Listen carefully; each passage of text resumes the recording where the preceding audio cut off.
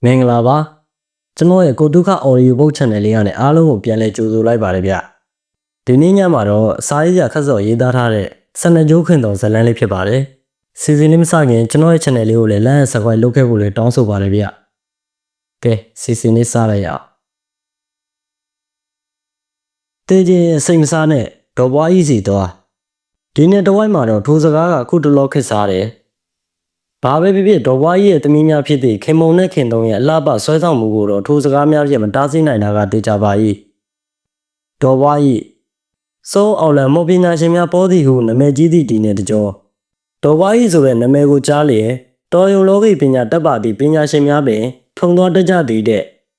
ရွာသူအဆင့်ခြေစားဆုံးမှစပြီးစုံမျိုး6မျိုးကဝေးမြောက်ဆုံးအင်တလိတ်ဆုံးအဲဘူးဆုံးစုံဘလူးမောင်နှခေါင်းဆုံးနောက်သုံးဆုံးအဆင့်လောက်တော့ဒေါ်ဘွားကြီးကိုသွားမရှင်နဲ့ဒေါ်ဘွားကြီးကတိမ်ညွန့်စားသည့်12ကျိုးအဆင့်မှုရွာနီးချုပ်ဆက်တွင်နာမည်ကြီးတယ်ထို့အပြင်ဒေါ်ဘွားကြီးသည်မွေးကလေးကရှာလွယ်အနီးစပ်များပါသေးတဲ့ရှာဆက်အားဆက်လို့လည်းခေါ်တဲ့ဒေါ်ဘွားကြီးဟာလူများစားသတိထားမိလာတာကတော့တရင်ကားအုံးမြင့်နဲ့ပတ်သက်သည့်ပြဿနာတွင်ဖြစ်တယ်တရင်ကားအုံးမြင့်သည်ဒေါ်ဘွားကြီးယောက်ျားဦးကြမသိခင်ကလေးကဒေါ်ဘွားကြီးတို့လည်းများတဲ့တရင်ကားလုပ်ခဲ့သူလည်းဖြစ်၏ဦးကြကွယ်လွန်ပြီးတဲ့နောက်အုံးမြင့်အချိုးတွေပြောင်းလာတယ်မုံဆိုးမကြီးဒေါ်ဘွားကြီးနှင့်သမီးနှစ်ယောက်ကိုတရင်ကားအုံးမြင့်ကအပိုင်တွက်၏အုံးကြီးပြန်ပွဲတွင်ပွင့်သည့်ကက်ဆက်ဇလန်တွဲများခဲ့သို့လေကူလီနှင့်လေရှင်သမီးဇလန်ခင်းဖို့စိတ်ကူးရင်လာတယ်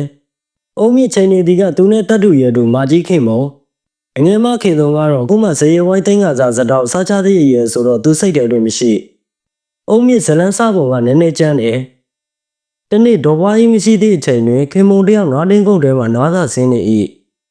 နွားတင်းကုန်းထဲကိုအုံးမြင့်ဝင်လာပြီးခင်မုံဘေးတွင်လာထိုင်တယ်ခင်မုံကိုဖျားပွဲတုန်းကမင်းသားအကြောင်းတွေရုပ်ရှင်မင်းသားပြင်းငိမ့်တည်သည့်အကြောင်းတွေလာပြောတယ်ခင်မုံကလည်းငငယ်ကလေးကကစားဖို့များဖြစ်သည့်ပြင်မိမိတို့အိမ်မှာလုံသမားဖြစ်သည့်အတွက်ရိုးရိုးသားသားရီရီမုံမုံဖြစ်စကားပြန်ပြော၏ထိုအချိန်တွေကအုံးမြင့်ကိုဘဝင်လျက်စေတယ်ခင်မုံကသူ့ကိုလက်ခံစကားပြောသည်ကိုပဲသူ့ကိုကြိုက်သည်ဟုထင်လာ၏ရွာထဲတွင်ရှောက်ကြွားသည့်အခါငကူကလေးကကြမ်းမပြေးသည့်အုံးမြင့်ကိုရွာသားများအစင်းပိတ်တက်ပြီးမြောက်ပေးကြတယ်အုံးမြင့်စိတ်ထဲတွင်လည်းလေရှင်သမီးခင်မုံသည်သူနှင့်သာလက်ဆက်ရမည်ဟုအထင်ရောက်လာ၏ကစုံညောင်ရင်သုံးဝက်မှအပြန်လန်းတွင်အုံးမြင့်ကခင်မုံကိုလက်ဆွဲပြီးရေးစားစကားပြောတယ်ခင်မုံကအတင်းရုံးကန်တော့တဆင်းတက်ပြီးတင်းဖက်၏ဒေါ်ဝါကြီးရောက်လာမှအုံးမြင့်ရန်ကခင်မုံလွတ်သွားရှာတယ်အုံးမြင့်လည်းဒေါ်ဝါကြီးတို့မိသားစု၏တရင်ကဘဝမှပြင်ဆင်ရသွား၏အုံးမြင့်၏ဇလန်းကထုံနေရာတွင်ပင်မရက်ဒေါ်ဘွားကြီးကသူသမီးသူအိမ်ပြန်ခေါ်သွားသည်ကိုတွန်းလေးသိမ့်နဲ့ဟင်းဒရထိုးရင်တို့၏ကက်ဆက်ဇလန်တွင်များအတိုင်းသူနှင့်ခင်မုံအစဉ်ပြေတာကိုလဲပန်းရှင်သတိမကြီးကလူတန်းသားခွဲပြီးဖြတ်သည်ဟုဇလန်ထွေမြန်နေညနေတိုင်းတောရက်တလုံးတောက်လာပြီးခင်မုံတို့အိမ်ရှိမှတော်တော်အော်၏ဂုံကိုမတ်ငွေကိုမတ်တဲ့ဒနာရှင်မကြီးတို့ဒိုးချစ်ချင်းမြတ်တာကိုကိုကွင်းစစ်တဲ့ဆုံးမအိုကြီးတို့ရှောက်အော်၏တရလည်းမဟုတ်နှစ်ရလည်းမကအစားကတော့ဒေါ်ဘွားကြီးတို့တာမီတတိုင်းမှာအုံးမြင့်တန်ကြားသည်နဲ့တအိမ်လုံးကိုတကားပိတ်ပြီးနေတယ်။အုံးမြင့်ကနေတိုင်းလာဆဲဆိုအော်ရင်းနေသည်မှာတပတ်ပင်ပြေးခဲ့ပြီဖြစ်တယ်။ရှေးရမြောင်းနေကြတော့အုံးမြင့်ပိုဆိုးလာ၏။ခင်မုံချစ်လေးမိမိလူပလိုက်မကြီးကိုထားခဲ့ပြီးကိုုံနောက်လိုက်ခဲ့တွေပါလေရှောက်အော်တော့တယ်။နောက်ဆုံးညင်တီညစ်ပတ်တွေဆဲကြီးကအိမ်ကိုခဲနဲ့ထူးသည့်အထိဖြစ်လာတယ်။ထိုအချိန်တွင်ကာလာသားကောင်းမောင်လင်ရောက်လာပြီးအုံးမြင့်ကိုမလုပ်ဖို့တားရမှအုံးမြင့်နဲ့စကားချင်းနေဖြစ်လာကြ၏။ငါမိမအိမ်ရှိငါဘာသာလာအသေးခွဲတာဘာဖြစ်လဲကွ။အုံးမြင့်တန်ကကျဲဆုံးဖြစ်သွား၏။ထိုအချိန်တွင်ဒေါ်ဘွားကြီးတို့အိမ်ရှိဖြစ်တဲ့တကာရုတ်တရက်ပွင့်လာသည်ဖြင့်မောင်လင်ရောအုံးမြင့်ပါမောကြည့်လိုက်ကြတယ်။သပင်ကိုဖားရချပြီးမျက်ထောင်နေကြီးဖြင့်စိုက်ကြည့်နေသောဒေါ်ဘွားကြီးပုံစံကြောင့်နှစ်ယောက်စလုံးပင်မင်းသက်နေကြ၏။ဒေါ်ဘွားကြီးကအုံးမြင့်တက်တဲ့ကိုလက်ညှိုးထိုးလိုက်ပြီးအုံးမြင့်နေရငါနဲ့ငါသမီးတွေကိုမုံဆိုးမတွေလင်သားမရှိဘူးဆိုပြီးစော်ကားကျင်တိုင်းစော်ကားလို့ကောင်းနေတယ်ပေါ့လေ။အေးငါနဲ့ကွဲနေပါတယ်ဆိုတဲ့အသေးကိုစိမ့်လိုက်စားပြမယ်ထို့နောက်ပြတင်းတကားကဝုန်းကနေပြန်ပိတ်သွားတယ်မောင်လင်ကအုံးမြင့်ကိုအတင်းဆုပ်ခေါ်တဲ့ဖြင့်အုံးမြင့်ပါသွားတော့၏ထိုနေ့ကဒေါ်ဝါကြီးတို့အိမ်ရှိသို့အုံးမြင့်ရောက်လာသည်မှာနောက်ဆုံးနေ့ဖြစ်ခဲ့တယ်လောက်ရများမှာတော့အုံးမြင့်နေထိုင်မကောင်းဖြစ်လာ၏အသားတွေဝါလာတယ်မျက်လုံးတွေဝါထိန်လာ၏နှစ်ပတ်ကြာတွင်အုံးမြင့်ကိုမုံရွာဆေးရုံသို့တင်လိုက်ရတော့လေအုံးမြင့်မှာတေဆုံးသွားခဲ့လေပြီထူးခြားသည်ကရင်ဝဲစစ်စေးချက်ဖြစ်ရအုံးမြင့်မှာအသေးတချမ်းသာရှိတော့တယ်တဲ့ဒုတိယမြောက်တစ်ချိန်ဒေါ်ဘွားကြီးကိုနမဲကြီးအောင်လုပ်ပေးသူကမဆန်းခင်ဒေါ်ဘွားကြီးထံတွင်မဆန်းခင်ရွှေနဂတ်ကလေးပေါင်ထားတယ်သူယောက်ျားပိုးရီတင်းမောသားဖြစ်အောင်ရန်ကုန်ကဦးလေးဝန်းခွဲကလုပ်ပေးမိဟုဆိုက လှမ်းခေါ်ကရွှေနဂတ်ကလေးပေါင်ကငွေထည့်ပေးလိုက်ခြင်းပင်တပတ်အကြာတွင်ဖိုးအေးရွာသို့ပြန်ရောက်လာ၏သူဦးလေးဝမ်းခွဲဆိုသူကပါလာသည့်ပတ်စံတွေအားလုံးလိမ်သောသဖြင့်ဖိုးအေးတယောက်တင်းမမတက်ပဲရွာပြန်ပြီးထမ်းမင်တက်လိုက်ရတော့၏ပေါင်သားသည့်နဂတ်ကလေးကလည်းတိုးများတက်လာလေတယ်ရွာတွင်ရှင်ယူဘက်တစ်ခုလှုပ်ချိန်တွင်မဆန်းခင်ကဒေါ်ဝါးကြီးထံသွားပြီးသူနဂတ်ကလေးကိုခဏပြန်လာရနှင့်ပွဲပြီးသည်နှင့်ပြန်လာပို့ပေးမိဟုတောင်းပန်တယ်ဒေါ်ဝါးကြီးကလည်းကိုဝင်ကြီးတကားကနဲ့နဂတ်ကလေးပြန်လာငါတော့မဆန်းခင်ကိုတနာသဖြင့်ခဏပြန်ပေးလိုက်၏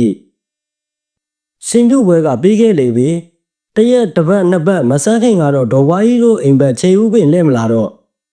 ့ဒေါ်ဝါးကြီးကသမီးကြီးမခင်မုံကိုခေါ်ပြီးမဆန်းခင်အိမ်ကိုလိုက်သွားတယ်ဒေါ်ဝါးကြီးတို့သားမိအိမ်ရှိရောက်သည့်နှင့်မဆန်းခင်ကခုနှစ်ချီတန်ဖြစ်ရန်တွေ့၏ပတ်စံပေးပြီးပြန်ရွေးထားတာကိုကလိန်ကြပြီးပြန်လာတောင်းနေတဲ့ရကတို့ရေဒီဖွားကြီးတက်ကြီးပြီးချိန်မစီပဲလူလဲလာကြနေရဲ့အန်ဒီဆန်းခင်အဲ့လိုတော့မအော်ပါနဲ့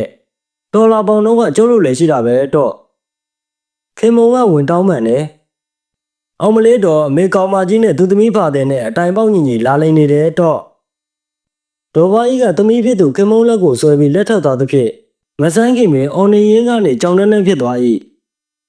အင်ချန်စီဟိုကရှစ်တက်တက်ရောက်သည်နဲ့ဒေါ်ဝါကြီးကမဆန်းခင်မဲ့လက်ကလက်ညှိုးထိုးလိုက်တယ်ထို့နောက်မြေကြီးကိုဖနှောက်ပြပေါက်လိုက်ပြီးဆန်းခင်ညီငါသမီးလေးကိုစော်ကားတယ်ကလင်ကကြစ်လေကြတယ်သူများသားသမီးကိုလည်းစော်ကားတယ်အေးညီပိုက်တွေကခလေးရောညီပါဘာဖြစ်မလဲစောင့်ကြည့်လိုက်မဆန်းခင်ကဆဲဆူလေးရဲ့ကြံနေရည်တိုက်ဆိုင်မှုဟုပဲဆိုရမလားမကြငင်ပဲမဆန်းခင်ဆုံးသွားတယ်ဘိုက်ထဲတွင်ကလေးကတင်နေပြီးပုတ်ဆက်နေသည်ကိုအချိန်မီမသိသဖြင့်သွေးများဆင်းကတေဆုံးသွားခဲ့ခြင်းလည်းဖြစ်တယ်ထို့နောက်ပိုင်းတွင်တော့ရွာထဲတွင်တစုံတစ်ယောက်ဖျားနာနေမကောင်းဖြစ်သည့်နှင့်ဒေါ်ပွား၏တန်ဟင်းတစ်ခွက်အသီးနှံတစ်ခုခုရောက်လာတတ်စမြဲရွာထဲတွင်လည်းတေခြင်းရင်အစိမ်မစားနဲ့ဒေါ်ပွား၏စီသွားဟုဆိုရိုးဖြစ်လာသည့်အထိမိတို့ပင်ဆိုကြစေထိုဆိုရိုးစကားသည်ယောက်ျားသားမရှိပဲရက်တည်နေကြသည့်ဒေါ်ပွား၏နှင့်သမီးနှစ်ယောက်အတွက်တော့လုံခြုံစေသည့်စကားမဟုတ်လားတေခြင်းရင်စိတ်မစားနဲ့ဒေါ်ပွား၏စီသွားဆိုကမှဒေါ်ပွား၏တို့အိမ်သို့ဆက်ဆက်မြဲမြဲသွားခြင်းနေသူတဦးပေါ်လာတယ်သူ့နာမည်ကခင်မောင်ကျော်မုံရွာကစပါးပွဲစားအသက်ကငငယ်လူကလေလေဂျပန်လုံဖုန်နာဆိုင်ငယ်လေးတစ်စီးဖြင့်ကျေးရွာများကိုလှည့်ပတ်ပြီးစပါးပွဲစားလုပ်နေသူခင်မောင်ကျော်တော်ပွားကြီးအိမ်ကိုစပါးစေးဆက်ရင်ရောက်လာရမှခင်မောင်တို့ရက်သည့်ရကန်းထဲလေးများကိုသဘောကျသည်ဟုဆိုလာ၏ထိုမှတစ်ဆင့်ပဲခင်မောင်ကျော်ကရမုံရကန်းထဲလေးများကိုမုံရွာထိယူသွားပြီးရောင်းချပေးတယ်ဆယ်တန်းအောင်ပြီးစာပေးစာယူတက်နေသည့်တက္ကသိုလ်ကျောင်းသားပွဲစားလေးခင်မောင်ကျော်၏ဟိုနာဆိုင်ငယ်လေးကိုတော်ပွားကြီးအိမ်ရှိနေအမြဲလိုတွေးရရတတ်တယ်အသားဖြစ်ဖြူထောင်ထောင်မောင်းမောင်းနဲ့မြို့သားပညာတတ်ပွဲစားလေးကိုဒေါ်ပွားကြီးကလည်းသူသမီးခင်မုံနဲ့သဘောတူနေ၏တခါတည်းခင်မုံကျော်ဆိုင်ငယ်နောက်တွင်ခင်မုံပါသားသည်ကိုတွေးလိုက်ကြတယ်တနေ့ဒေါ်ပွားကြီးကခင်မုံကျော်ကိုခင်မုံနဲ့လူငယ်ချင်းရင်ငယ်နဲ့လျင်သူသမီးကိုမိသားဖသားပြီးလာတောင်းဖို့ပြောတယ်ခင်မုံကျော်ကရီရီမမို့နဲ့ပြန်ပြောတော့၏အန်တီရဲ့ကျွန်တော်ကခင်မုံကိုဘွဲရပြီးမှလက်ထက်မယ်လို့ရည်စူးထားတာမဟုတ်ဘူးမောင်ကျော်ခင်မုံမှာမင်းနဲ့ခင်မောင်ကျော်မျက်မှောင်ကျုံသွားတယ်အန်ဒီရဲ့လာမနောက်ပါနဲ့ကျွန်တော်အုံတော့မရှိတဲ့ကောင်မဟုတ်ဘူးတပတ်မှတရက်လောက်ပဲဒီရွာကိုလာတဲ့ကျွန်တော်ကဘယ်နဲ့ခင်မုံကိစ္စရဲ့လက်သက်ဖြစ်ရမှာလဲဗျအာဟာဟာဒီမဲအန်ဒီအုံတော့မရှိတဲ့ကောင်တွေပဲအမိဖန်လို့ရမယ်ဗျကျွန်တော်ကိုလာမလုံးနဲ့ခင်မောင်ကျော်စာတတ်တယ်ဗျအုံတော့ရှိတယ်ခင်မောင်ကျော်ကပြောဆူဆူနဲ့ဆိုင်ငယ်ပေါ်တက်ခွာပြီးဟောကနေမောင်းထွက်သွားတယ်ဒီတစ်ချိန်တွင်တော့ဒေါ်ပွားကြီးခံလိုက်ရ၏ခင်မောင်ကျော်ပေါ်ရင်လိုချင်းစာတွေပြီးမတိုက်နိုင်တော့သမီးစောဖြင့်ရှိုက်ကြီးတိတ်ငင်ငင်ကိုကြွေးတော့တယ်မကြခင်တွင်မဲ့ရွာထိပ်ချောင်းရိုးလေးတွင်ခင်မောင်လောင်ပေါ်လာ၏ခင်မောင်ကျော်နှင့်ရသည့်ကိုဝင်အတွက်ခင်မောင်ကိုတက်တည်သွားခဲ့ပြီးခင်မောင်ကျော်သည်မုံရွာနှင့်မယားကြီးနှင့်ကလေးနှစ်ယောက်ရှိပါလေရဲ့ခင်မောင်အားကြောရောက်ကြံငယ်ခြင်းနှင့်တတိနေကရွာသို့ပြန့်နှံ့လာတော့တယ်ခင်မောင်ဆုံးပြီးတနစ်ကျော်ကြာသည့်အထိဒေါ်ပွားကြီးနှင့်ငယ်မခင်တုံတို့အိမ်ထဲကအိမ်မြင့်တိမ်မထွက်တော့ရွာနဲ့လည်းဆက်ဆံသိမ်းမရှိကြရွာသားများကခင်မောင်ကျော်ကဘာများဖြစ်မလဲဆိုသောသတင်းကိုနားဆင်နေကြတော့လေခင်မောင်ကျော်ကဘာမှမဖြစ်ရွာနီးချုပ်ဆက်များတွင်ပွဲစားလုပ်ကိုလာလုံးမြဲဒေါ်ဝါကြီးနှင့်ငယ်မခင်တုံတို့မုံရွာမျိုးသို့တက်သွားသည်ဆိုသည့်သတင်းကြားသည့်အခါတရွာလုံးကစိတ်ဝင်စားကြတယ်မုံရွာတွင်2ရက်ကြာပြီးနောက်သားမီး2ယောက်ပြန်လာကြ၏ခင်မောင်ကျော်ကတော့ရွာနီးချုပ်ဆက်တွေမှာသွားလာနေမြဲဒီတော့ဟိုးရင်ကအုံးမြင့်နဲ့မဆန်းခင်တို့ကိစ္စတွေတိုက်ဆိုင်မှုလေလားဟုရွာသားများကတန်တရားပင်ဖြစ်လာတယ်။သို့တော့ထိုတန်တရားကကြာရှည်မခံပါ တကူသောညနေခင်းတွင်ဒေါ်ဝါ၏အိမ်ရှိသို့ခင်မောင်ကျော်ရောက်လာ၏ရိုးရိုးလာခြင်းမဟုတ်ငှက်ကြီးတောင်သားကိုကင်လျက်ရောက်လာခြင်းပင်စုံးမကြီးခမည်းသိပ်စွမ်းနေပေါ့ဟုတ်လားလာပြားမိတ်ဆာမကြီးခမည်းထွက်လာခဲ့ခမည်းနဲ့ကျုပ်စရင်ရှင်းရအောင်ရုတ်တရက်ခင်မောင်ကျော်၏အော်တန်ကြောင့်ဒေါ်ဝါ၏တို့အိမ်ပြတင်းပေါက်ပွင့်လာတော့တယ်ဒေါ်ဝါ၏ကိုမြင်သည်နှင့်ခင်မောင်ကျော်ကဒေါသတကြီးလန့်အော်ဟစ်တော့၏ဘလူးမကြီးခမည်းဆင်းခဲ့လေဗျာခမည်းပြုတ်စားလို့အခုကျုပ်ကလေးတွေတေးပြီးဗျကျုပ်ကလေးနှစ်ယောက်လို့ခမည်းလည်းတေးရမယ်လာခမည်းတတိရှိတကားလာပွင့်လေအောင်လန်းမကြီးရဲ့မှန်ပါသည်ဒေါ်ဝါကြီးနဲ့ခင်တော်မုံရွာသို့တက်သွားခြင်းမှာခင်မောင်ကျော်တို့အိမ်ကိုတွားခြင်းနဲ့ခင်မောင်ကျော်ကတော့ထုံးစံတိုင်းရွာစဉ်လက်ပွဲစားလုံးနေသဖြင့်အိမ်တွင်မရှိဒေါ်ဝါကြီးတို့ကတော့ခင်မောင်ကျော်မိတ်ဆွေများဟုပြောကြတယ်ခင်မောင်ကျော်မရှိဟုခင်မောင်ကျော်၏ဇနီးကပြောသည့်ကဒေါ်ဝါကြီးတို့သားမိပြန်လာခဲ့ကြ၏ဒေါ်ဝါကြီးတို့သားမိပြန်လာပြီး2ရက်ကြာတွင်ခင်မောင်ကျော်၏သမီးငယ်မခေါင်းမူးတယ်ဟုပြောကရုတ်တရက်ဆုံးမသွားတယ်ငယ်မလေးရက်လေပြီးနောက်နေ့တွေပင်အကြီးဆုံးသမီးကလည်းခေါင်းမူးတယ်ဟုပြောသဖြင့်စေကန်းလိုက်ဖို့ရာလမ်းတွေမှာဆုံးသွားပြန်တယ်ကလေးငယ်နှစ်ယောက်လုံး၏ရင်ဝက်စစ်စေချက်များအရကလေးငယ်များ၏ဦးခေါင်းတွင်ကလေးငယ်များ၏အုံနောက်တွင်ဆဲများပျက်စီးသည့်ယောဂတစ်မျိုးဖြင့်တည်သုံးသွားခြင်းဖြစ်ကြောင်းအဖြစ်ထွက်လာ၏ထိုအချိန်တွင်မှခင်မောင်ကျော်တစုံတရာကိုတတိယသွားခဲ့တယ်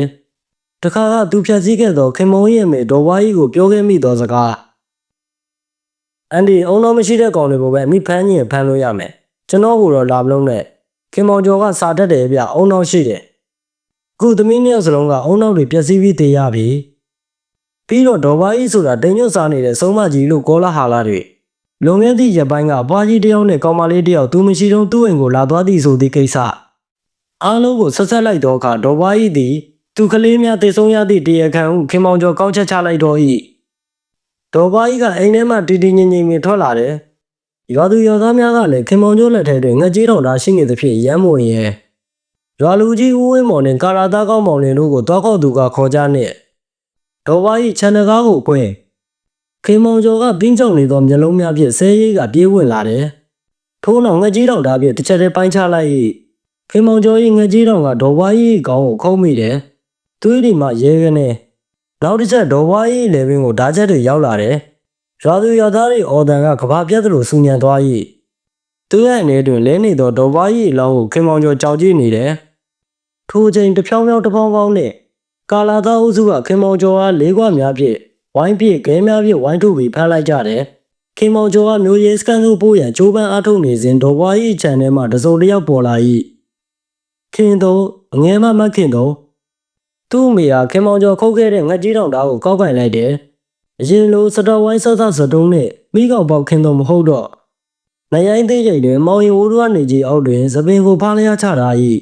ထမင်းကိုခတ်တုတူဝေးလျက်သွေးတစက်စက်ကျနေသည့်ငှက်ကြီးတောင်သားကိုကင်ကခင်မောင်ကျော်အားစိမ့်စိမ့်ကြီးရက်ကြည့်နေသည့်ခင်တော်၏စိမ့်ရောက်ပဲနုနေသောပါမုံမှုပြပြူတို့သည်စီးစာနေကြီးအောက်တွင်လှပနုပြိုနေသလောက်ခင်တော်၏မျက်လုံးတွေကတော့မီးဝင်းဝင်းတောက်လျက်ခွေးမျိုးနေကလေးတွေကိုငါလှုပ်တာဟဲ့အေးနေကလေးတွေကိုအမေလှုပ်တာမဟုတ်ဘူးငါလှုပ်တာခွေးမျိုးရဲ့အေးမမခင်မုံလို့နေမိသားစုသေးရမယ်ပြီးရင်အမေသေးသလိုနေသေးရမယ်ခွေးမျိုးနေခွေးလို့သေးရမယ်သွေးညင်နှန်းတို့တင်းတင်းထားနေသောရွာလေးညနေတွင်ထိတ်လန့်ဖွယ်ရာခင်သုံး၏အတန်ကိုကြားသောခင်မောင်ကျော်သာမကကြားသူတိုင်းကကြက်သိန်းတစ်ပြိုင်များထားကုန်ကြ၏ခင်သုံးကဒေါ်ပွား၏အလောင်းရှိရာသို့သွားပြီးငှက်ကြီးတောင်ဓာတ်ဖြင့်စီးဝိုင်းဝိုင်းလိုက်တယ်ထို့နောက်ဒေါ်ပွား၏လေပင်မှထွက်ကျနေသောသွေးများကိုငှက်ကြီးတောင်ဓာတ်ဖြင့်တိုးလိုက်ပြီးရှာများဖြင့်ရက်ကနူးချလိုက်တယ်ခင်သုံးမျက်ဝန်းတွင်မျက်ရည်များတစားစီစီးကျနေသလိုခင်သုံး၏နေရဲဆုပ်မြည်နေသောနှကမ်းဖူးလေးတွင်ဒေါ်ပွား၏သွေးဆက်တချို့ကစီးကျနေ၏ကိုကြီးမောင်လည်းအမေအလောင်းကိုရွာပင်မှာပဲထားလိုက်ပါမေကိုမီးတင်းညိုပေးပါကျမမလာဘူးရက်မလဲဘူးခင်တုံကသူ့အားကြောင်ကြည့်နေသောကာလာသားကောင်းမောင်လေးအားမိတ်ဆက်ဆံပြောဆိုမှုကြောင့်မောင်လေးပါတုန်တက်သွားတယ်ခင်တုံကလည်းအားလုံးကိုကြောကိုင်းပြီးခြံအတွင်းပြန်ဝင်သွား၏တေချင်းရဲ့စိတ်မစားနဲ့ဆိုတော့ဒေါ်ဝါကြီးကတော့သွေးရိုင်နေမြင်တေဆုံးသွားခဲ့ပြီခင်မောင်ကျော်ကတော့ခေါင်းကိုက်ဆိုင်ချလျက်ထိုညကရွာကလေးသည်တူတူကြကြခြောက်ချားပွဲကောင်းအောင်တိတ်ဆိတ်နေတော့၏ဆယ်ရက်မြောက်တော့မမခင်တော့ပြန်ထွက်လာလားဟိုကောင်ခင်မောင်ကျော်ဘာဖြစ်သွားလဲရဲပြိုးနဲ့အာခါရဲ့အမေကိုဝင်းတိုက်ကလက်ကပြပြီးဝီစကီပလင်းကိုခွက်ထဲငဲထည့်လိုက်တယ်စပြောမယ်ခဏလေးပါဟာငါလက်ကွေးချီးရဲမှာပဲ ဝန်ထမ်းကသူတို့ရွာကြီးစနကြိုးဆုံးမှမမခင်တို့အကြောင်းဟုအစားကြည့်ကအရက်ဝိုင်းတွင်ပြောပြနေသည်ကိုရဲပြိုးနှင့်အာကာကစိတ်ဝင်စားနေသလိုကတင်မော်တွင်စာဖတ်နေသောခက်စော့ကားပါစိတ်ဝင်စားလာနားထောင်နေ၏ဆယ်ရဲမြောင်းနေတော့မမခင်တို့ပြတ်ထွက်လာပြီးသူ့အမေရဲ့အုပ်ကူကိုသွားတယ်ကွရွာဦးကျောင်းဘုံကြီးဦးဝရမနဲ့ရွာလူကြီးတွေကမမခင်တို့ကိုတင်းကျန်းတီလိုက်လာပြီးရက်လက်လုပ်ပေးဖို့ပြောတယ်မမခင်တို့ကဘာမှပြန်မပြောဘူးဆရာတော်ကိုယ်တော်ခက်စင်းစင်းကြီးတစ်ချက်ကြည့်ပြီးလက်ထွက်သွားတော့တာပဲခင်မောင်ကျော်ကတော့မခင်တို့အိမ်ထဲကပြန်ထွက်လာတဲ့နေ့မှာပဲမုံရအချုပ်ထဲမှာဆုံးတယ်ထူးဆန်းတာကအချုပ်ထဲမှာခွေးယူပြန်လို့ဖြစ်ပြီးလက်တွေခြေတွေကသူ့ကိုယ်သူပြန်ကြိုက်တယ်တဲ့ပြီးတော့ချုပ်ကန်းတန်နိုင်တွေကိုရဲတွေလက်မှာခေါင်းနဲ့ပြေးဆောင်တာပွဲချင်းပြီးတယ်ကွအဲနေ့ကစပြီးရွာနီးချုပ်ဆက်မှာပြောကြတဲ့တဲ့တင်ကတော့မာကြီးခင်မို့ဆုံးပြီးတဲ့နောက်ဒေါ်ဖားကြီးကမမခင်တို့ကိုဘူးသွင်းပေးခဲ့တယ်တဲ့ဘာဘူးသွင်းတာတော့ဟာဘူးသွင်းတဲ့ဆိုတာကဆုံးတယောက်ကကွယ်လုံကန်နေဒါမှမဟုတ်သူ့ပညာရက်တွေကိုရှင်းစင်းနဲ့ဆက်မတက်တော့ပဲရက်ခိုင်နေပြီဆိုသူ့တက်ပညာနဲ့စီစဉ်ထားတဲ့ဘူးဝိတပင်ကိုစားဆိုင်တယ်ထိုဘူးပင်ကိုစိုက်တဲ့အခါတင်းချိုင်းကမြေကြီးကိုယူရတယ်ပြီးတာနဲ့ပညာမူပေးမဲ့ဆုံးပညာတဲ့ရဲ့ညာဘက်လက်ကလက်သေးခွန်ရဲ့နောက်စီတက်မှာပေါက်နေတဲ့သပင်တွေကိုဖြတ်ပြီးဘူးစည်းနဲ့တူထည့်ပြီးအဲ့မြေကြီးတွေကိုစိုက်ရတယ်ကွ9ရက်မြောက်နေ့မှာအဲ့ဒီမြေကြီးကိုတစ်စက်ပြန်ရည်နဲ့လောင်းရတယ်တစ်စက်ပြန်ရည်ဆိုတာဘာလဲဟာတစ်စက်ပြန်ရည်ဆိုတာအိမ်ခေါင်မိုးတစ်စက်မိတ်အောက်မှာမတက်ရက်ပြီးရေကိုနောက်ပြန်ပတ်တင်လိုက်ပြီးရင်တစ်စက်မိတ်ကပြန်ကျလာတဲ့ရေကိုခေါ်တာကွအဲ့ဒီရေကဆုံးပညာတက်ရမှာဆုံးပညာစီရင်ရမှာအရန်ကိုသုံးဝင်နေရေပေါ့ကွာအဲ့ဒီလိုပြိုးထောင်ထားတဲ့ဘူးပင်တွေကပထမဆုံးသီးလာတဲ့အသီးကိုလာခွေညမှာလက်ခက်ကြည့်အချိန်ကပ်ပြီးမှတစ်ချမ်းသီးယူလိုက်ရတယ်ကွအဲ့ဒီတစ်ချမ်းကိုသားသမီး3ယောက်ရှိရင်3စိတ်4ယောက်ရှိရင်4စိတ်စိတ်ပြီးတဲ့နောက်အိမ်နောက်ဘက်ကကွက်လက်ကိုသွားတင်းချိုင်းရှိရရက်စီကိုမျက်နှာမူပြီးအမွှေးတိုင်ကိုဘူးသီးစိတ်တွေအရေအတွက်တိုင်းစိုက်ပြီးလင်မန်းနဲ့ချထားရတယ်ပြီးရင်ပညာသွင်းမိမဲ့ဆုံးပညာတဲ့ကအမျိုးသားဆိုရင်သပင်မဖိမတင်အမျိုးသမီးဆိုသပင်ကိုဖားရချပြီးငှက်ကြီးတောင်ဓာတ်နဲ့သူ့လက်ပြန်သွေးကိုဖောက်ပြီးဘူးစိတ်တွေကိုပတ်ဖြန်းရတယ်ပြီးတာနဲ့သားသမီးတွေကိုခေါ်ပြီးကိုကြက်ရဘူးသီးစိတ်ကိုရွေးပြီးစားခိုင်းရတယ်ကွအဲ့ဒီသားသမီးတွေကမှစုံထုံပါတဲ့တယောက်ကိုအခြေခံအောင်လဲပညာတွေရောက်သွားရောအခြေခံဆုံးပညာတူဝင်းတွေကိုရောက်သွားတဲ့သားသမီးကို9ရက်ကြာမှအဲ့ဒီဆုံးပညာတဲ့မိခင်ဒါမှမဟုတ်ဖခင်ကသိရတယ်တကယ်လို့ဆုံးပညာရှင်ကစုံစင်12ကျိုးကိုအောင်ရတဲ့ကိုဝေကိုပါတွေကတဆင်းဆင်းဆိုရင်သူသားသမီးဆုံးပညာရမရကို3ရက်ကြာမှသိရတယ်မောင်လုံးမောက်ပြဆိုရင်တော့ချက်ချင်းသိရတယ်ကွစောကနီအဆင့်ကတော့ဘူးသွင်းတဲ့နေရာမှာပဲချက်ချင်းသိတယ်ဒါဆိုကျန်တဲ့သားသမီးတွေကရောဆုံးပညာမရနိုင်ဘူးလားကွစုံစက်တစ်ခုမှသူ့လူလိုဝမ်းနည်းပညာပါလာတာမဟုတ်ရင်မျိုးဆက်တယောက်ကိုပဲပညာလက်ဆင့်ကမ်းခွင့်ရှိတယ်ဝင်းထဲကစုံကြောင်စိတ်ပါလက်ပါရှင်းပြနေတော့ခက်စော့ကလှမ်းမိလိုက်တယ်နေစမ်းမအောင်ဝင်ထိုက်မင်းကဒီလောက်သိနေရအောင်မင်းတို့ကစုံမျိုးလားအဲ့လိုလေဆိုလို့ရတယ်အားလုံးနဲ့မှအရင်ကစုံစုံဝေဆိုတာမိသားစုတွေမှာတယောက်တော့ပါစမရဲတဲ့ငါဘွားရဲ့အမေကစုံပညာရှင်နဲ့ငါဘွားရဲ့လက်ထက်မှာလုံးဝပညာကန်းတော့အောင်တရဏဂုံတည်ပြလိုက်တာငါဘွားကိုသူ့အမေကဘူးသွင်းပြီးပညာထည့်ပေးဘူးတဲ့အဖပြန်ပြောလို့ငါနှမ်းနှိုင်းချွတ်ချွတ်ဒီလောက်သိတာဒါဆိုရင်စုံးတွေကတရဏဂုံမတည်ရဘူးရောဟုတ်လားဟုတ်တယ်ကွစုံးကဝေအောင်လဲပညာရှင်မှန်သမျှတရဏဂုံတည်လို့မရဘူးဖះတရားတာကောင်မကိုးဝယ်ရဘူးသူတို့ကိုးဝယ်တာကဇော်နဲ့မယ်တော်ကြီးပဲသူတို့ကဒီပညာကိုသင်တာနဲ့တပြိုင်နက်အဝေးစီးမှာအနည်း8000ခန့်ဖို့ကျင်းသိသွားပြီလို့ငါဖွားကပြောဘူးတယ်ကွဒါနဲ့မင်းမမခင်တော်ကအခုထိရှိသေးလားရှိတယ်အခုတော့ဆိုအသက်30လောက်ရှိပြီတကူတည်းပြူကြီးပဲ12ကျုပ်ခင်တော်ဆိုတရွာလုံးကဖိတ်ဖိတ်တော်အောင်ကြောက်ရတာကွမမခင်တော်ကလှအောင်လှလားချောချက်ကငါကောင်ရေးမင်းသမီးမေဝင်းမောင်တိုင်းပဲမင်းပြောတာတွေကိုငါစိတ်ဝင်စားလို့ကွာဒီကောက်ရွာပြန်ရင်ငါတို့မင်းတို့ရွာကိုလိုက်ခဲ့မယ်ခက်စော့ပြောလိုက်တော့စကားကြောင့်တငယ်ချင်းအလုံးတန်အောင်တော်ဝိုင်းကြည့်လိုက်ကြတယ်1986မက်လာဆောင်းဝဲပြီးသည်နဲ့မန္တလေးတက္ကသိုလ်မှခက်စော့ရဲပြူအာဃာတို့ဝင်းတိုင်းနဲ့အတူမုံရွာသို့ဆင်းခဲ့ကြတယ်မုံရွာကဝင်းတိုင်းတို့ရွာစီသို့ခရီးဆက်ခဲ့ကြ၏တကြီးဝါကြီးရဲအောင်မှဖုံတတောင်းလုံးထားနေတဲ့ရွာဝင်လန်းလေးကလှပလုံးနဲ့လှပစီထိုမြေခွေးမှာဘာမှမသက်ဆိုင်တဲ့ဆုံးစုဝေပညာသည်များဒီမြေဒီရေမှာရှိနေသည်ဟူတဲ့လာဟုခက်စော့တွေးမိနေတယ်ရဲပြိုးကတော့ဟိုးဝေးကထမ်းမင်းအုပ်လေးတွေကိုကြည့်ရင်နောက်ရထမ်းရည်လိုက်တန်းရန်ဝင်းထိုက်ကိုပူစား၏တသက်ရရှိသည့်ခြံဝန်းလေးရှိမှဝါနဲ့နေသည့်ကောင်မလေးချို့ကိုကြည့်ကဝင်းထိုက်လေးတချို့ချို့နဲ့ပါလာ၏ဝင်းထိုက်တို့အိမ်ကနှစ်ထပ်ပြင်တော်ရင်လက်စားလေးဖြစ်တယ်အိမ်ရှိတွင်ကိုပြည့်ကျဲကြီးခင်းထားပြီး နွားများနှိတ်ချရသောစီစုံလေလေးကလည်းကန်ဒီဆွဆန်အငွေသက်လေးဖြစ်နေသဖြင့်သူတို့သဘောကျနေပြီးတော့၏ဝင်းတိုင်းပင်နဲ့ဝင်းတိုင်းညီမလေးတို့ကသူတို့ကိုအားရပါထွက်ကြကြတယ်။ဘာပဲဖြစ်ဖြစ်တွေးကြုံသင်ဆန်းတွေအတွက်ခက်စော်တော်အုပ်စုရေပုံမိတာတော့မှန်ပြီးတော့မန္တလေးတက္ကသိုလ်မှာတော့ကဝင်းတိုင်း၏ဇလန်းတွေထဲမှာဇက်လိုက်မမခင်တုံဆိုတာကလည်းခက်စော်စိတ်ထဲမှာလှောင်မိုးထားပြန်၏အဲဒီနေ့ညနေကဝင်းတိုင်းညီမကြီးလေးအမဲသားစီပြန်နဲ့လေကစွန်းချင်ရင်တို့ကခီးပန်းလာတော့သူတို့၄ယောက်တော့နတ်တုတ်တာခက်စော်အချင်းကမနဲ့စောကြီးထားတတ်၏ဟို၃ယောက်ကတော့ပိုလိုပလက်အိတ်နေကြစေနာယီကိုကြည့်လိုက်တော့မနဲ့6နာရီကျက်တုံတန်းတွေလဲဝင်ရိုးတန်းတွေတစ်ချက်စပိန်ပယ်တီတန်များကြားနေရ၏ခက်စောကပါလာသောသဘောတန်နဲ့တောတိုက်ဆေးကိုထုတ်ပြီးမျက်နှာတစ်ဖို့ပြင်ထွက်လိုက်တယ်အပြင်ဘက်စီအိုးတွေကရေဖြစ်တောတိုက်မျက်နှာတစ်ပြီးအိမ်ရှိလမ်းမဘက်ကိုငင်းနေမိမနေ့ကသူတို့လဲပြစ်လာခဲ့သည့်ထနှောင်းပင်နဲ့ရိတ်တိုင်းစပိန်လေးတစ်စီးတရေးလာနေတယ်လန်တစ်ဖက်မှာနွားချောင်းသားလေးကအုပ်စုကွင်းနေပုံရတော့သူ့နွားပေါက်စလေးကိုထနှောင်းပင်ရိမ့်မှာတစ်ဖက်နွားကလေးကစပိန်စီလာသူထံသို့တဲဝင်တိုးမိပြီးစပိန်မောက်သွားတာကိုတွေးလိုက်ရ၏နွားချောင်းသားလေးကစပိန်မောက်သွားတဲ့သူတန်းပြေးသွားတယ်အနားရောက်မှအနောက်ကိုတဲတဲ့ပြန်လှည့်ပြေးတာကိုခက်စော်တွေးလိုက်ရ၏စပိန်မောက်သွားသူကမိန်းကလေးဖြစ်ရတူပြီးမထနိုင်ဒါနဲ့ပဲခက်စော်လမ်းကလေးတိုင်းပြေးသွားမိတယ်စပိန်မောက်သွားသူကမိန်းကလေးတယောက်မဘာဖြစ်သွားသေးလဲခြေထောက်ခောက်သွားတာမင်းကလေးကသူ့ကိုမောမကြည့်ပဲသူ့ခြေထောက်တွေကိုသာကန်ပြီးညှိညွတ်လျက်ရှိသဖြင့်သူမကြီးစပင်နတ်မောင်မောင်ရှေရှေကသူ့မျက်နှာကိုဖုံးလွှမ်းနေတယ်နတ်ရောင်ဆေးချက်ထားသောပိတ်ကားပေါ်တွင်မနှက်ခင်းနှစ်ယောက်ချင်းနူးနူးထိုးထွက်သလိုဖြစ်နေသည့်ခင်လုံးကြီးစပင်အုံမိုင်းမိုင်းကိုခက်စော်ငေးကြည့်နေစေလှုပ်ပါအောင်ရှင်ကူပါအောင်ကျမချစ်တော့မင်းကလေးတန်ကြားလိုက်မှခက်စော်တတိဝင်လာကလက်မောင်းမှဆွဲထုတ်လိုက်၏အမအိမ်ပင်သားလေကျွန်တော်လိုက်ဖို့ဝင်မယ်လေ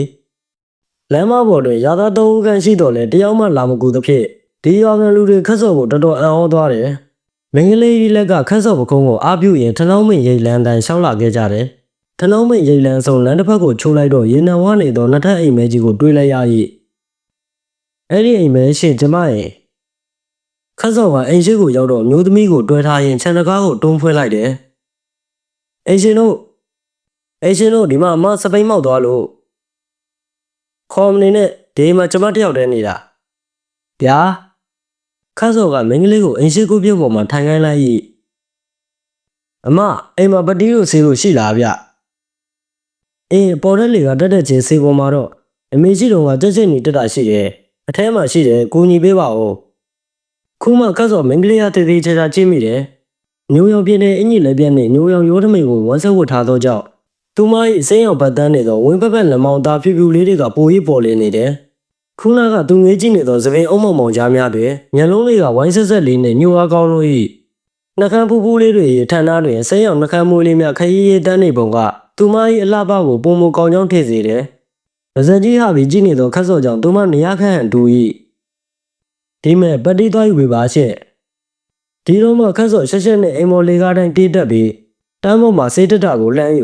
ခေါင်းရင်းဘက်တွင်တွေးလိုက်တော့တစုံတစ်ခုကြောင့်လမ်းပြန်သွားတော့တယ်ဟုတ်သည်အိမ်ကောင်းရင်တွင်ဆောင်းဆောင်းထိုင်နေသောလူရစားမိမရုပ်ထုတစ်ခုမိမရုပ်ထုကဆေးဆေးတုပ်ထားသဖြင့်မဲမောင်နေပြီးခန္ဓာကိုယ်ချိုးစားနှင့်သပင်ပုံစံရသာမိမရုပ်ဟုသတ်မှတ်ထားခြင်းဖြစ်တယ်ထိုရုပ်ထုကမိမတယောက်ဆောင်းဆောင်းထိုင်ပြီးလက်နှစ်ဖက်ကိုလည်းတထောင်စစ်မှကွေးပြီးလက်သီးဆုပ်ထားသောပုံစံဖြစ်၏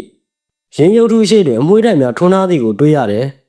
ခက်စော်အောက်သို့မြင်မြန်ဆင်းလာခဲ့၏စေတက်တာအတွင်းတွင်တွေ့သောဒန်နီလင်းစိတ်ဖြင့်သူမခြေထောက်များကိုလိမ့်ပေးဖို့ပြင်လိုက်စဉ်ရှင်ပြန်တော့ဗျာရှင်ပြန်တော့ဆိုမိမိအားကူညီသူတယောက်ကိုမိတ်ဆက်တန်ထပ်စီးမှပြောလာတော့မိမချောလေးမမအခက်စော်တန်တော်ငေးကြည့်မိ၏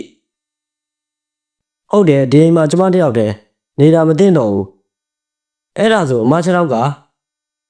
ရတယ်ကျမဘာသာဆေးလိမ့်ပြီးပတိစီးလိုက်မယ်ရှင်ပြန်တော့ကျွန်တော်မယုံဘူးဆိုလေကျွန်တော်ပြန်မမယ်အမဂေယူဆိုင်တော့သူ့ကိုကူညီခဲ့တော့သူ့ရဲ့ငယ်ပုံရတော့ကောင်းလေးတယောက်ကရောင်နှန်းနှန်းဖြစ်အဲ့လိုလေးပြောတော့သူမစိတ်ထဲမကောင်းဖြစ်သွား၏ကောင်းလေးကအသားလဲလဲရိုက်မိမိနဲ့ရွာမှာတော့တခါမှမမြင်ဘူးအဲ့တဲ့ဖြစ်မိကောင်းလေးကနှကန်းလေးကိုတင်းတင်းစီပြီးသူ့ကိုခေါင်းကြီးကလက်ထွက်သွားတယ်ကောင်းလေးမင်းစီမှာအချိုင်လေးတစ်ခုကိုသူမမြင်ဖြစ်အောင်မြင်လိုက်သေး၏သူမပဲသူဆိုတော့ကောင်းလေးသိသွားရင်ဖြစ်အခုလိုအိမ်ထဲတော့ဝင်ရဲမှာမဟုတ်သူမတပြင်းကိုချရင်ဒန်ဂျယ်လင်းစိတ်ကိုနနာဖိလိမ့်လိုက်တယ်ဟေးမင်းတွေးခဲ့တာမမတုံပဲခက်စောဘာသူကမင်းပြောနေတယ်မမခင်တော့ဟုတ်လားခက်စောအံ့ဩသွားတယ်ဝင်းထိုင်ဇလန်းတွေထဲမှာစုံမခင်တုံသည်လာသည်ဟုကြားဘူးတော့လေဒီလောက်ချောမိမထင်ခဲ့ စုံးမလေးရဲ့ညှိုးချက်တွေပြည့်ပြည့်ထားတဲ့အပြင်ငါရင်နဲ့ဆန်ချင်မီတွေတင်းလာပြီဖြေမလျှောလိုက်ပါနဲ့နောင်တွေတဲ့ရတာမှာငါကြီးနေမိကဲဖီလင်းနေလျှောရေးမိုးလင်းတစ်ခွက်စီးပွားတက်ဒိုးကြမယ်ကွာဝင်တဲ့ရဲ့ထန်းတော်ထဲမှာနွားနောက်သားနဲ့ထမ်းမင်ကြရည်လေးလာခတ်စော်လစ်ကြမယ်အာဃာကတင်းလုံးစော်တစ်ဖြစ်သူတို့၄ယောက်ထန်းတော်ပင်လန်အတိုင်းထန်းတော်ရှိရာသို့ထွက်လာခဲ့ကြတယ်မနက်ကမမခင်တုံနဲ့သူနဲ့တွေးသည့်နေရာရောက်သည့်အခါဟာဟိုမှာမနက်ကမမခင်တုံလဲကြတဲ့စပိတ်ခတ်စော်ပြပြဆူဆူနဲ့မြေကြီးပေါ်တွင်နေသားမပြတ်လဲနေသောစပိန်လေးအားသွားထုရင်ဟဲ့ကောင်လေးသွားနေကွာငါမမခင်တုံစပိန်ကိုပြန်ပို့လိုက်အောင်မယ်အတန်ကနောက်မှစပိန်နေမီခင်တုံအိမ်ဘက်ကိုထွက်သွားခဲ့တယ်အင်ရှင်တို့စပိန်ဘဲတန်လေးကြောင့်အိမ်မော်ထက်မှပြတင်းပေါက်ပွင့်လာတယ်ဝင်းပါလာလို့တာလေမနက်ကစပိန်ကိုလမ်းထဲမှာဒီတိုင်းလဲနေတာတွေ့လို့ကျွန်တော်လာပို့ပေးတာပါမမတော့သူ့မောင်လေးရွယ်လောက်ရှိတော့ကောင်လေးကသူ့ကိုမမတော့ရေးရေးနီးနီးခေါ်လိုက်တော့ကြောင့်ခင်သုံးရင်ထဲမှာနှွေးထွေးသွား၏အမေဆုံးပြီးဖြစ်ဆုံးများကြုံပြီးကလေးကဒီရွာထဲတွင်သူ့ကိုရေးရေးနီးနီးပေါင်းသိမဲ့သူမရှိတရွာလုံးကခင်သုံးနဲ့ဆက်ဆံရေးတိမ်ဆောင်ပိုးရှားမရှိအောင်နေခဲ့ကြရမှာတဖြည်းဖြည်းဆက်ဆံမလုပ်သည့်အဆင့်ဖြစ်သွားပြီးခင်သုံးတယောက်တည်းထိကျနေခဲ့ရတယ်အပြိုရည်ဖြစ်တဲ့ကမေတုခေါ်ပြောတာရှိကြပြီးရေးရေးနီးနီးပေါင်းဖို့မယ်ပြိုပေါ်မင်းကလေးများပင်မရှိခဲ့အခုတော့ခင်သုံးကိုသူကမမတော်နဲ့အေးချန်တကားဖွင့်ထားတယ်ဟုတ်ကဲ့မမတော်ကျွန်တော်ကိုအိမ်မော်တက်ခွင့်တော့မပေးတော့ဘူးလားဗျာကောင်းလေးကပြုံးရင်းမေး၏သူပြုံးနေမှတစော်လဲလက်လေးများတွင်ခင်သုံးစိတ်များရေပြိုကျသွားရတော့၏ခက်လာကြီးရောငါမောင်ရဲ့ထိုအချိန်မှစပြီးနေ့တော်ကြဘသူမှမနှင်းခဲ့သည့်မမတော်ရဲ့အိမ်လေးတဲကိုမန္တလေးတက္ကသိုလ်ကလူငယ်လေးတယောက်ချောင်းပေါင်းမတန်းအောင်ရောက်လာခဲ့၏ခန့်စော်နဲ့ခင်သုံးတို့ရဲ့ကြားမှာတန်ရုံးစင်ကတဖြည်းဖြည်းရောင်ရင်းမဲ့လာတယ်ငကိုကလေးကခင်သုံးဇလန်းကိုစိတ်ဝင်စားကြသောအာကာရဲပြိုးနဲ့ရွာကန်ဝင်းထိုက်သူရင်မဝင်းဝါတို့ပါခင်သုံးအိမ်သို့ဝင်ထွက်သွားလာကြတော့၏ခန့်စော်နဲ့မတ်မတင်ခင်မီမီယာမှာခင်သုံးဘဝလေးဆိုပြေလာသည်ကတော့အမှန်တရက်ခန့်စော်နဲ့ခင်သုံးတို့ရွာချောင်းတစ်ဖေးတွင်စပိန်လေးတိုးရင်လမ်းလျှောက်လာကြ၏မမတော်ကိုကျွန်တော်မေးကြရှိလို့ခင်သုံးကခေါင်းကြီးပြတယ်မမတော်ကဟိုပညာတွေတက်တယ်ဆိုတာတကယ်ပဲလားယင်မမတော်မဖြစ်ခင်မင်းတင်တာတွေမင်းကြားထားတာတွေပြောကြည့်ပါဦးရွာထဲကလူတွေပြောတာတော့မမတော်မေကဘူးသိမ်းပြီးပညာသင်ပေးခဲ့တာဆိုအောင်မလေးငါမောင်ရဲ့ငါမောင်ပြောတာတဝက်မှန်တယ်တဝက်မှားတယ်မမတော်ကဆုံးပညာတက်တယ်ဆိုတာမှန်တယ်ဒါပေမဲ့မမကိုမမမေကဘူးသိမ်းပြီးပညာပေးခဲ့တာမဟုတ်ဘူးဗျာဟုတ်တယ်ငါမောင်မင်းဆုံးတွေအကြောင်းဘယ်လောက်သိလဲကျွန်တော်ကတော့အဲ့ဒီလောက်ပဲသိတာပါဗျာအေးမင်းကိုမမရမ်းတက်ရောစင်ရှိလို့ပြပြမယ်အဲ့ဒီနေ့ညကလာခွေနေ့ညကမမမေဒေါ်ဖာကြီးကမမကိုအိယာကလာနှိုးတယ်ပြီးတော့အိမ်တော်ဝေးကွက်လက်ကိုခေါ်သွားပြီးဘူးတိစိတ်တစ်စိတ်ကျွေးတယ်အမေကသူ့ပညာတွေမမကိုပေးမလို့ပေါ့ဒါပေမဲ့အမေမမကိုသူ့ပညာဖြစ်တဲ့12ကျိုးစင်ကိုမပေးနိုင်ခဲ့ဘူးဘာဖြစ်လို့လဲဆိုတော့အမကဘူးတိစိတ်ကိုစားခိုင်းနေမှာအမကိုရင်းနဲ့ကလင်းရောင်တွေထွက်လာပြီးဘူးတိစိတ်ကလက်ထဲမှာရေပြိုသွားတယ်ဗျာဟုတ်တယ်မောင်လေးအဲ့ဒီခါမှာမမေကရမ်းအံ့ဩသွားတယ်ဘာဖြစ်လို့လဲဆိုတော့အဲ့ဒီလိုဖြစ်မျိုးကဆုံးကုတ်ဝင်ဇော်ကနီဆိုတဲ့အဆင့်တွေတဲကမှ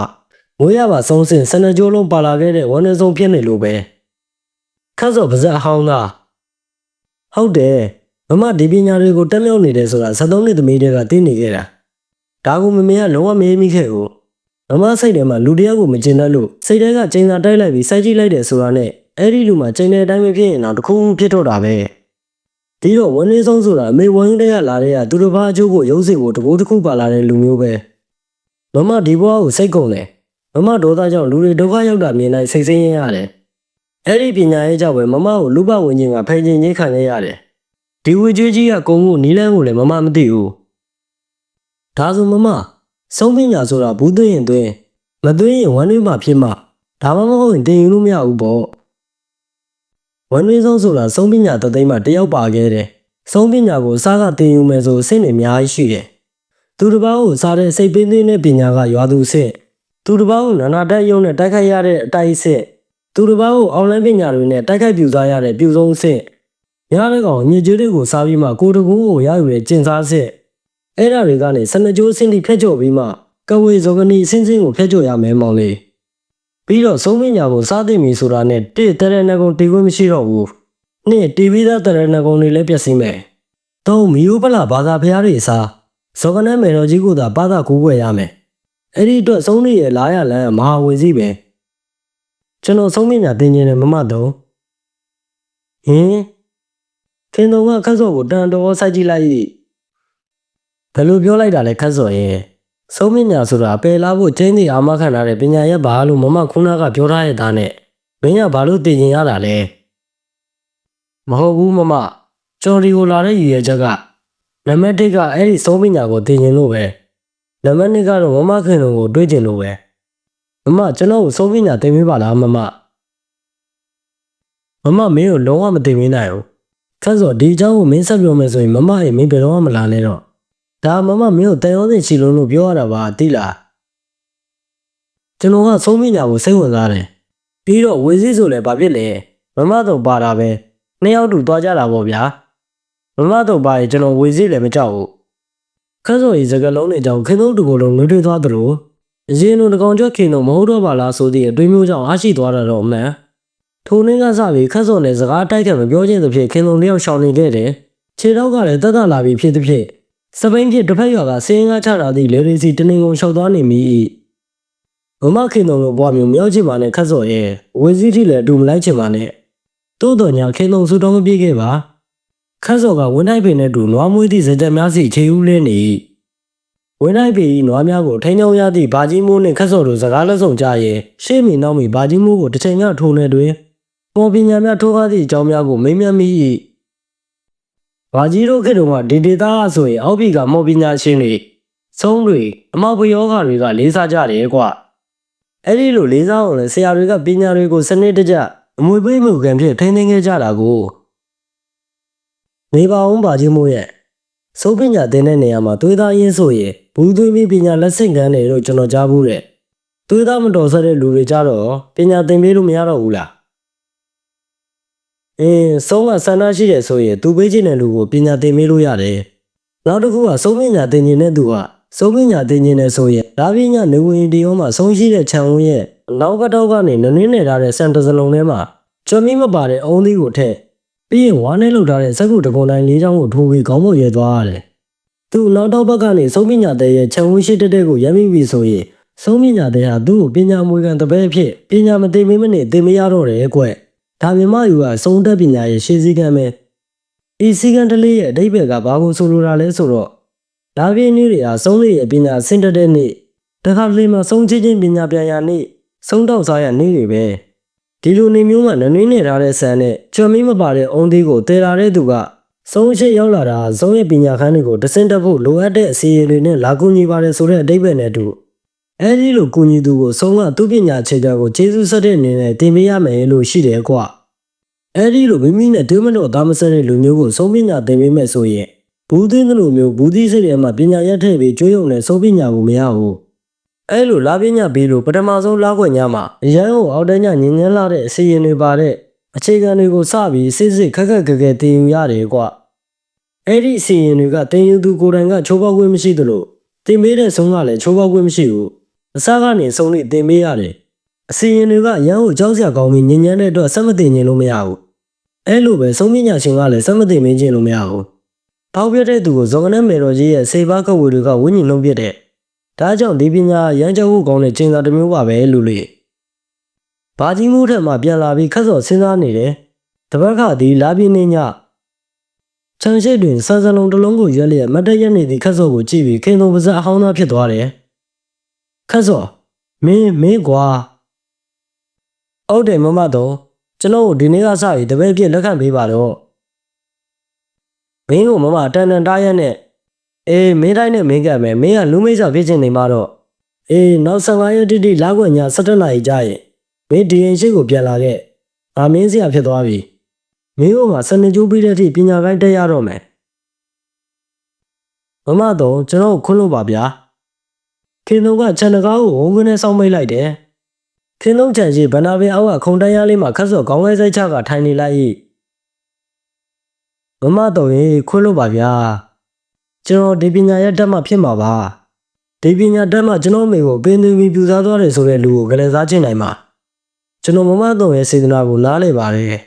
်ဒါပေမဲ့ကျွန်တော်ကိစ္စပြီးရင်တော့မမတော်ရှိရသူပြန်လာပြီးဒီရင်လေးမှာကျွန်တော်တို့ ခက်စောကခင်သုံးရှိနေပြီအိမ်ပြတင်းလေးအားငေးပြီးတွေးနေခိုက်ခင်သုံးဤချံအတွင်းမှာဝုန်းရင်းဆိုတဲ့အတန်အုပ်ဖြစ်မီလုံးကြီးတစ်လုံးကောင်းကင်ပေါ်သို့ထိုးတက်သွားသည်ကိုမြင်လိုက်ရတယ်ခက်စောပါဇက်ဟောင်းသားနှင့်ကြည့်နေခိုက်မီလုံးကြီးကဟိုးမြင့်ကြီးကိုအရှိန်ပြထိုးတက်သွားရမှာခက်စောထိုင်နေသောဗနာပင်တက်တဲ့ကိုအရှိန်ပြဆင်းလာတယ်ခက်စောကြောက်လန့်ပြီးဗနာပင်အောက်ကပြေးထွက်တော့မှမီလုံးကြီးကကောင်းကင်ပေါ်သို့ပြန်ထိုးတက်သွား၏မီလုံးကြီးထိုးတက်သွားတဲ့ရက်ကရွာအရှိဘက်ကောင်းကင်စီသို့ဖြစ်တယ်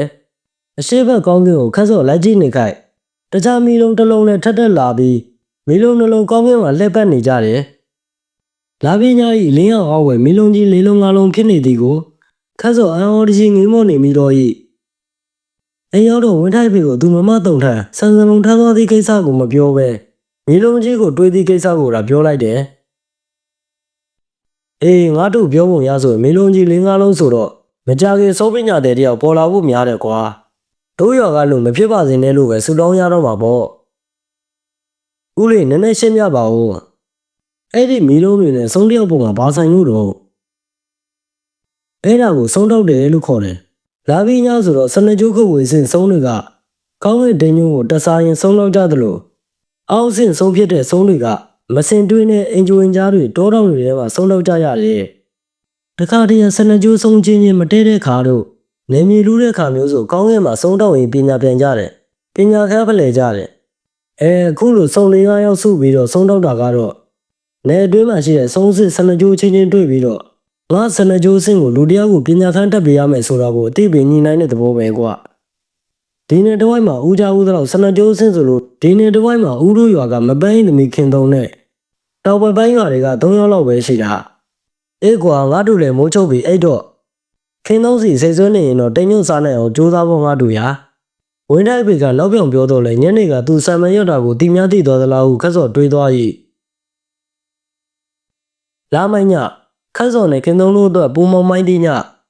17နာရီတိတိတွင်ခင်သုံးချန်တကားပွင့်လာတယ်လာခက်စော်မတ်တုံတော်လိုက်ခဲ့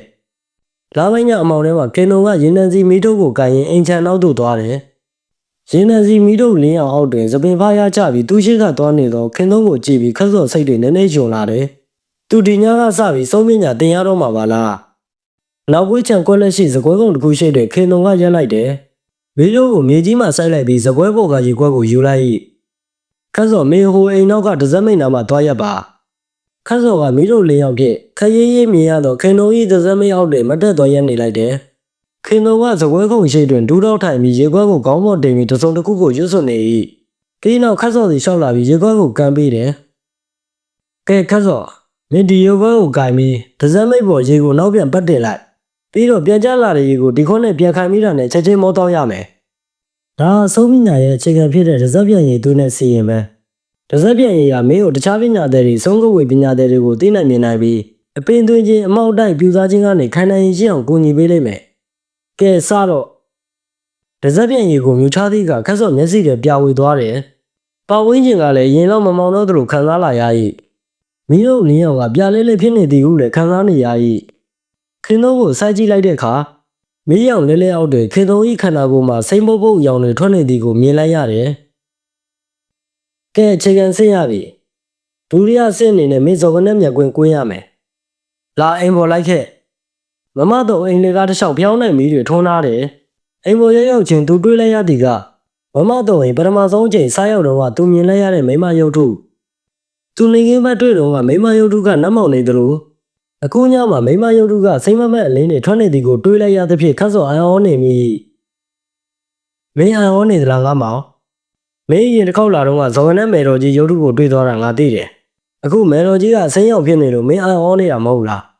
မအံ့ဩပါနဲ့ကွာတာမန်လူတွေကြည့်ရင်သာအနက်ရောက်ဖြစ်တာစိုးပညာတဲ့ချင်းကြည့်ရင်တော့ရောင်မတူဘူးမင်းကပညာသင်ဆိုပေမဲ့ခုနကဒဇက်ပြန့်ရည်အစွမ်းနဲ့ဒီလိုမြင်နေရတာခင်သုံးရှိများမှခက်စော်သဘောပေါက်သွားတယ်ဒါဆိုခင်သုံးကိုသူစိမ့်မပုတ်ရောင်ကြီးမြင်နေရတဲ့ဒဇက်ပြန့်ရည်တကူပေါ့လာဒီရှင်းမှာဒူးတော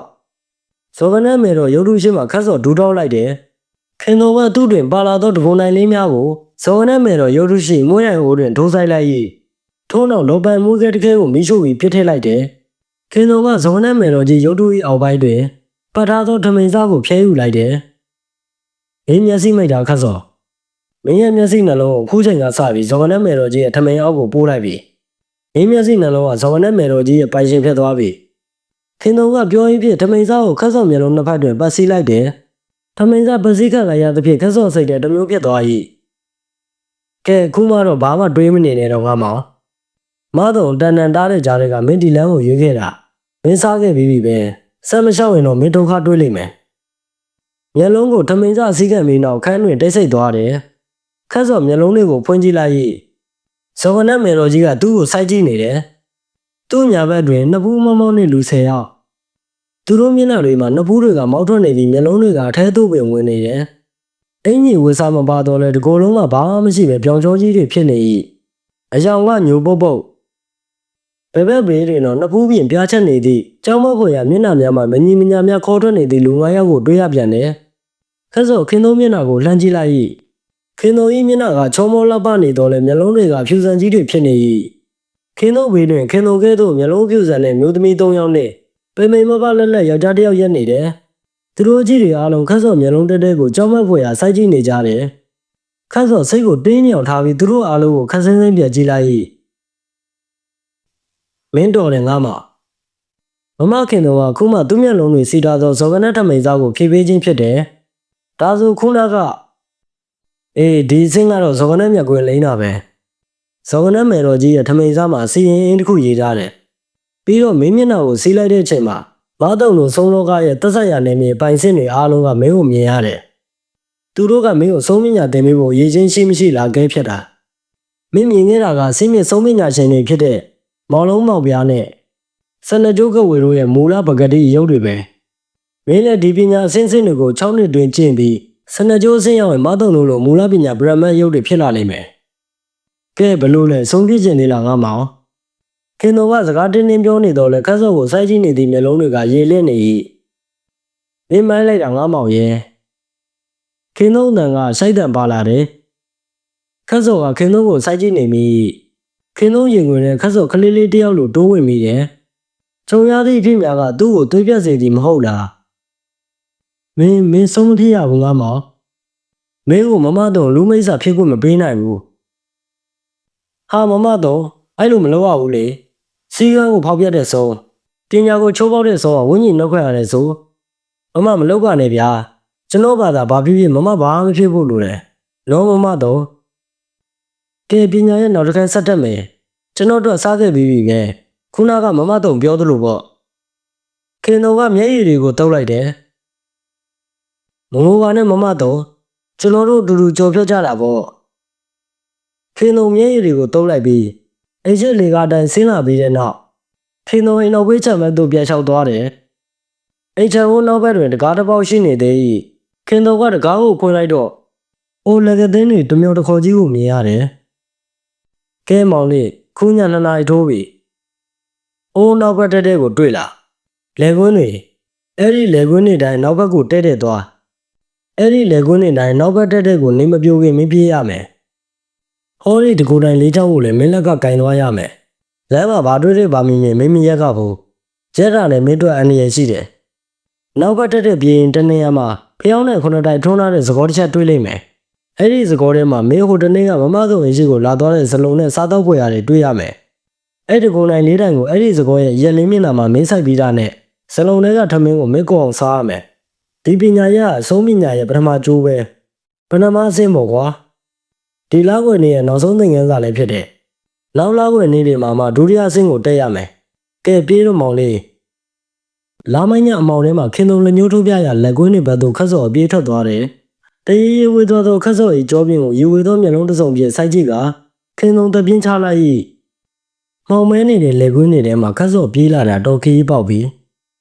းတနေရာရောက်တွင်သူ့မိကမတက်ရက်ရင်ခက်စော့ကိုလှမ်းဟော့နေတာတွေ့ရ၏ခက်စော့မေးစီပြေးသွားဖို့ပြင်လိုက်တယ်ဟင်းမင်းကသူများပြုသွားလို့ဆုံးတာကြာသွားပြီပဲတတိပြန်ဝင်လာပြီးဆက်ပြေးတယ်အမေကရုတ်တရက်ခွင်းနဲ့ကြီးဖြစ်သွားပြီးခက်စော့လက်ဘေးနဲ့ပြေးလိုက်လာ၏တကြခက်စော့လက်မောင်းကိုလှမ်းဟပ်ဖို့လုပ်သေးတယ်ခက်စော့မျက်စိမိတ်ပြီးနောက်ဘက်ကိုမှန်းကဆက်ပြေး၏မောနေပြီးချင်းများလေးရွှဲနေ၏ပြေးနေရင်ခက်စော့ရှိတယ်အမွှေးများပြည့်ထူပိန်းနေသောထမ်းမင်းရဲရှိခြေထောက်မမဲအရှိကြီးတစ်ချောင်းကိုတွေးလိုက်ရတယ်ခက်စော့မောမကြည့်ရဲ့ခြေထောက်ခွကြားမှာဝင်ပြေးတယ်နောက်ကခြေတံရှည်ကြီးလိုက်လာတဲ့ကြားရ၏ ခြေတံခြေကြီးအတန်ကတဖြည်းဖြည်းနဲ့ဝေးချန်ခဲ့တယ်။တင်းနေရင်သူ့ရှိတွင်ထမိန်စားတစ်ခုတလောလောဖြင့်နှွေးနေသည်ကိုတွေ့ရပြန်၏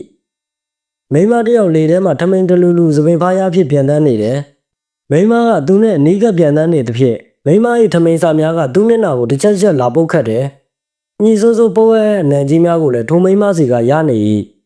ပြေးနေရင်သူ့ဘော်ကကဲ့ရဲ့လိုက်ပြတ်နေသောမိမကိုကြည့်လိုက်၏သူမမတို့အိမ်မော်တွင်တွေ့ရသောဇော်ကနန်းမယ်တော်ကြီးခတ်စော်မျက်လုံးမိတ်ဆက်ပြေးတယ်တွေးပါပြီရှေ့ကဂုံးမှုလေးပေါ်တွင်ဖျောင်းနိုင်ထွန်းလာသည့်သကောတစ်ချက်ခတ်စော်တော်တော်မောနေပြီသကောထဲတွင်တော့မွေးပြက်နေသည့်ထမင်းနှင့်ကြက်ကောက်လုံးကျော်ဝတ်သားတုံးကြီးများမှစားခြင်းစပွဲခတ်စော်ရေးစားလာသည်ရေမရှိဗိုက်စားလာ၏လက်ထက်တွင်ကိုင်လာသောတကွန်လေးကြောင့်သကောဘက်လည်းတွင်ထိုးဆိုင်လိုက်တယ်ပြီးမှဇလုံးတွေကထမင်းကိုစားရင်ပြေးလိုက်စဉ်မောင်းလေးမစားနဲ့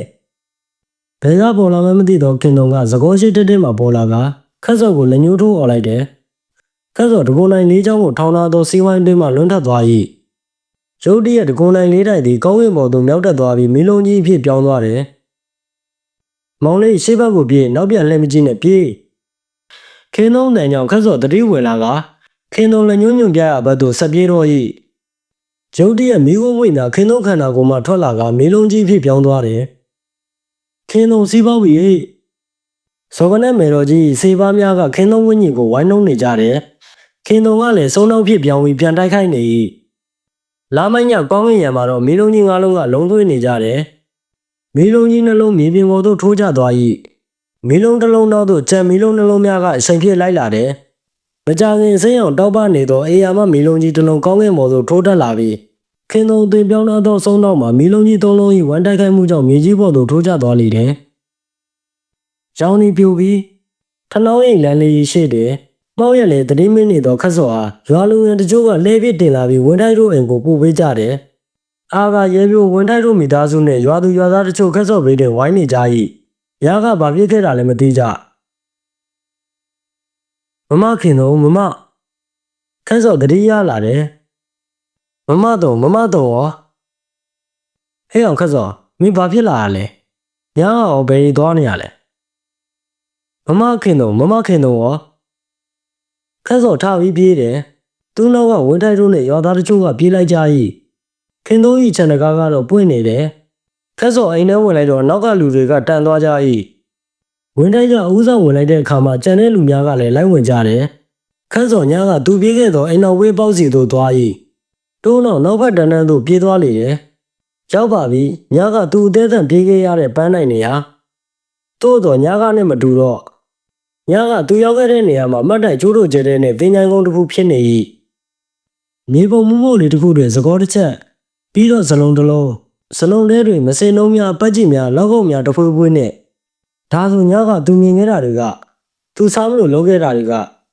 ခတ်စော်ကြကြမတွေးနိုင်သကောနဲ့ခလန်းလန်းတွင်ခင်းသုံးလဲချနေတာကိုမြင်လိုက်ရ၏ခင်းသုံးကိုခတ်စော်ပြေးပွေးလိုက်တယ်သွားပြီခင်းသုံးကပြုံးပြုံးလေးလဲချနေ၏ခတ်စော်တော့သူဝင်းကြီးနှုတ်ခတ်လိုက်ရသည်ကိုကျင်းတတ်သလိုပဲမမတော့ခတ်စော်ကပါချင်းကပ်ပြီးကြဲကြီးအော်ပြေးလိုက်တယ်ပြန်ကျင်းနေသောသကောချက်ထဲမှမစင်းများလောက်ကောင်များကိုတလဲမြေကြီးပေါ်မှာလဲနေသော12ကျိုးကဝေဆုံးမလေးခင်းသုံးကိုတလဲခင်းသုံးကိုဖတ်ပြီးငုံနေသောမန္တလေးတက္ကသိုလ်ကျောင်းသားခတ်စော်ကိုတလဲရွာသားများကနားမလဲစွာဖြင့်ကြည့်နေကြတယ်ရုတ်တရက်ခင်းသုံးမျက်လုံးပွင့်လာ၏